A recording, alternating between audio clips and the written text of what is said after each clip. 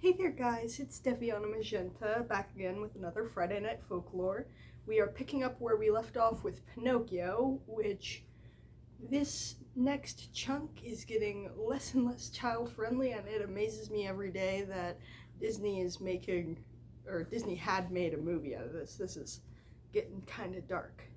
Okay, so last we left off, Pinocchio was going to go to school using a school book that his father Geppetto bought for him by selling his jacket, and Pinocchio felt really bad that Geppetto sold his jacket, so he was telling himself, like, I'm gonna go to school and I'm gonna get super rich and famous and buy my dad the best jacket ever. But he got distracted and went to a puppet show instead and sold his school book for a for tickets to a puppet theater.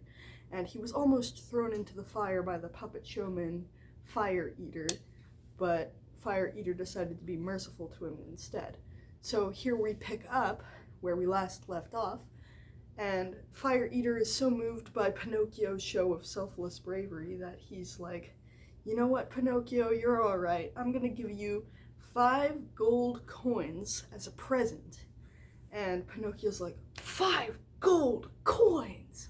Because that's a lot of money back then. He's like, whoa! And Pinocchio is super excited to get these 5 gold coins and holds out his little wooden hand, and Fire Eater puts them in there, and he's like, wow, thanks! I'm gonna go straight away to my dad and buy him the nicest jacket ever. And Fire Eater's like, you go do that, son, have a nice day. So Pinocchio leaves the little puppet house, and he's running off down the road, all skipping and jumping and holding his coins in his hand, but his hand is made out of wood, so the coins that are in there are rattling, clink, clink, clink. And as he's running down the road, he spies this fox who has, one lame leg, so he's like walking with 3 legs with one leg tucked up underneath, and this blind cat with her eyes shut up tight. And the two of them are leaning on each other as they go down the road. The fox is guiding the blind cat, and the blind cat is supporting the lame fox, And as Pinocchio is approaching, they call out to him like, hello there! How are you doing, my friend? And Pinocchio goes, well, I am doing just dandy. It is a lovely day, and I have 5 shiny gold coins that I'm going to use to buy my father the nicest jacket money can buy. And the fox says to the cat, oh, well, isn't that wonderful? He's going to buy his father a jacket. And the cat goes, such a shame. If he spends all 5 of his gold coins, then he'll never get any more from them. And the fox says, yeah, wouldn't that be a pity? We know a great way that he could use to multiply his money 1,000-fold. And Pinocchio's like, what is it? What? And the fox and the cat go, oh no, you don't want to know. You're going off to buy a coat for your father. Don't worry about it. And Pinocchio goes, no, tell me. So the fox goes, oh, well, in that case, we actually know of this magical field called the Field of Miracles. It's in the land of the owls. And you can't tell anybody about this because it's a secret. But if you go to the Field of Miracles and you plant your money in the field and you water each coin with 2 great big heavy buckets of water, the next morning there will be a beautiful splendid tree there with bark of silver and leaves of gold, and it'll grow money on it. So much money that you can't even count it. And Pinocchio goes, and what if I plant all 5 coins? And they go, then it will grow 5 beautiful money trees. And Pinocchio goes, well, you must take me to this Field of Miracles right away so that I can plant my money. And when we get there and my money grows, I'll give you a portion of it because you were so kind and told me about it. And the fox and the cat go, what, us? No, we don't want your money. We just want to help people out of the goodness of our hearts. And Pinocchio's like, wow, you guys are great guys. And he holds out the coins to show them, like, look at these coins. There's going to be so many more. And what Pinocchio doesn't notice is that the instant he opens his hand to reveal the coins, the lame fox reaches out his lame foot a little bit, almost to touch them, and the blind cat opens her blind eyes and looks right at them to see them, and both of them have this eager, malicious glint in their eyes. But Pinocchio doesn't notice, so taken in is he by their scam. So the 3 of them, start off down the road towards the land of the owls and the Field of Miracles. Now, Pinocchio is like, this is gonna be the best day ever. You guys are my best friends. Geppetto is gonna be so happy because he's gonna be a right gentleman. We're gonna be rich and famous and live the good life, and I'm gonna buy as many school books as money can buy. And the cat and the fox are like, yeah, you do that. So, as they come along, night begins to fall, and they come to a tavern, and the fox and the cat go, oh, we should rest here a bit for the night, for you see, my lame foot takes such a toll on me to walk. It's so exhausting walking on only 3 legs, so we need to stop at this inn for the night. And Pinocchio's like, that's a good idea. Since you guys are such good friends, we could spend one night at this inn. So they go to the inn, and the fox and the cat are like, oh no, we're not hungry. I couldn't eat a bite. And then they proceed to order tons and tons of food and just eat until they're sick. And Pinocchio's like, all right, well, to each their own. And he just orders himself a little sandwich and eats it in peace, because that's all he wanted. So that night they go up to bed, and they get a bed with, or, they get a room with 3 little beds in it, and each of them lies down, and the fox and the cat tell the innkeeper, but you must wake us at midnight, because we have to get going early, because we're going to the Field of Miracles. And the innkeeper's like, all right. So Pinocchio and the fox and the cat all go to sleep in their own little beds, and when Pinocchio wakes up, it's to the, innkeep waking him up saying, good morning, little master, it's midnight, this is when you asked to be awake. It appears that your friends, the fox and the cat, have already gone on ahead, but they said to leave you this message. They said that they were going to meet you at the Field of Miracles, and that you could meet them along the way. And Pinocchio realizes that the fox and the cat have left him with the bill, so he has to spend one of his 5 gold coins. Rats. But he still has 4, and he's not that worried about it, because when he plants them, they will grow into beautiful money trees. And so he's going along the road, and it's midnight, it's dark, and he's starting to feel kind of spooky. This is kind of giving him spooky vibes, and he's like, I'm not afraid of ghosts, nor brigands, nor bad guys of any sort. And just then he hears this voice, whoa! And Pinocchio goes, who is there? And the ghost of the cricket that he squashed earlier, the talking cricket, appears to him and goes, I am the ghost of the talking cricket, and I have come to warn you. And Pinocchio's like, oh, wait a second, you're that cricket. And the cricket goes, I am indeed. I have come to warn you that this path you are on is dangerous.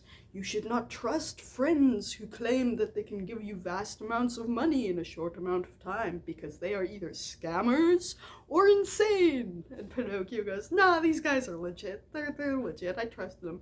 And the cricket goes, beware, for this road is filled with brigands and cutthroats and assassins. And Pinocchio goes, I'm not afraid, you're just a dumb old cricket.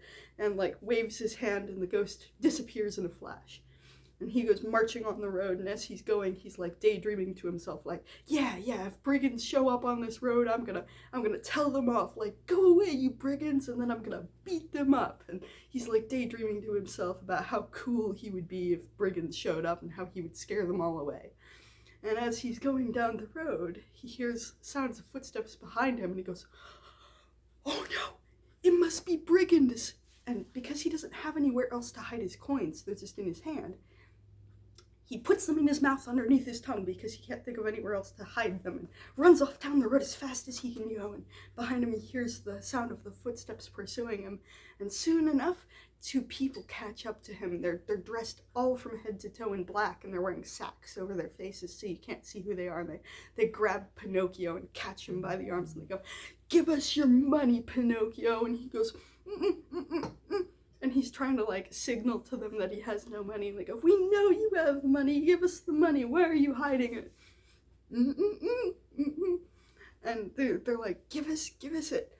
And so they start trying to poke at him with their knives, but fortunately for Pinocchio, he's made out of very hard wood, so the knives don't hurt him. And they say to him, well, if you don't give us the money, we'll hurt not only you, but also your father, Geppetto. And Pinocchio goes, no, because he's worried about his papa. And when he says that, all the coins in his mouth clink against each other, and the brigands go, aha, The coins are in your mouth.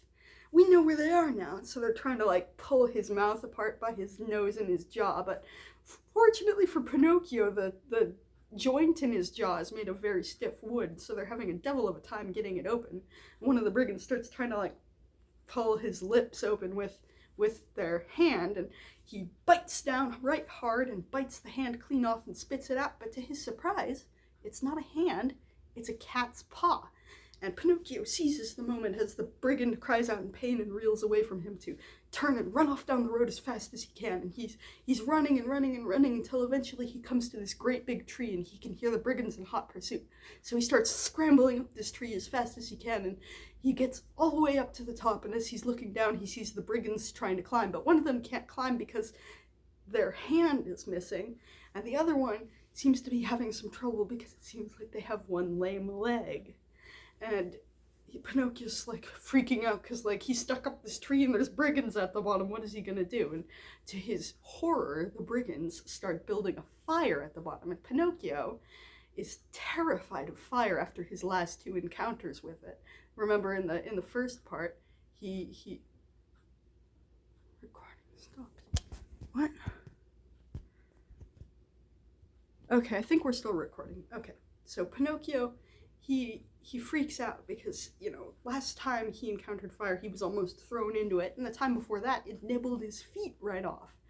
And Pinocchio's like, oh no! As the fire is beginning to build, he makes one great leap and jumps out of the tree and sails right over their heads and lands on the road behind them and starts running as fast as he can. The brigands are chasing after him in hot pursuit, and he comes to this little cottage and he starts banging frantically on the door like, help, let me in, please help me, there's brigands out here. And nobody answers the door, and he's screaming like, please help me, and he's pulling on the knob, and the window slams open and this lady with beautiful blue hair sticks her head out and she says, there's nobody home, go away, and closes the window. And Pinocchio's like crying like, please help me, they're almost caught up. And at that moment the brigands catch up to him and grab him and they go, oh Pinocchio, you've done it now, we're gonna get those gold coins from you. And they start trying to stab him with their knives, but fortunately for Pinocchio, he's made out of very hard wood and their knives get blunted up against him so they're not sharp anymore. And so the brigands are like, man, forget this, we're just gonna take him and hang him upside down by a rope until the coins fall out of him. And so they take him and they tie a rope around his ankles and take him to a nearby tree and tie him up against it so that he's hanging upside down, dangling and swinging in the wind. And they're like, now we'll get those coins out of you. But Pinocchio is very stubborn, and he's like, and keeps his mouth stubbornly shut. He doesn't want the brigands to have his coins because he still thinks he has to plant them in the field of miracles. And the brigands wait, and they wait, and they wait, and they wait. And nothing happens. They're still waiting for Pinocchio to drop his coins, but he's still stubbornly keeping his mouth shut. And so the brigands say to one another, you know what, this blows. Let's just go and have a drink at the tavern, and we will come back tomorrow. And when we come back tomorrow, maybe he will have dropped his coins by then. So the two brigands, they leave. And while Pinocchio is hanging there, he's crying out, somebody help me, please. And the wind is blowing him back and forth, and he's swinging on this rope and just really freaking out. He's having a bad day. And nobody comes to help him. And hours go by, and eventually his eyelids begin to feel heavy, and Pinocchio falls deep asleep. And that's where we're going to end it for now. And I will see you with more Pinocchio the week after next week, because next week is St. Patrick's Day. So next week I'm actually going to be doing a Irish folklore fairy tale for you guys to be, you know, in the spirit of St. Patrick's Day. Alright, you guys don't forget to like and subscribe, pop a comment in the comments, I guess, and have a nice day.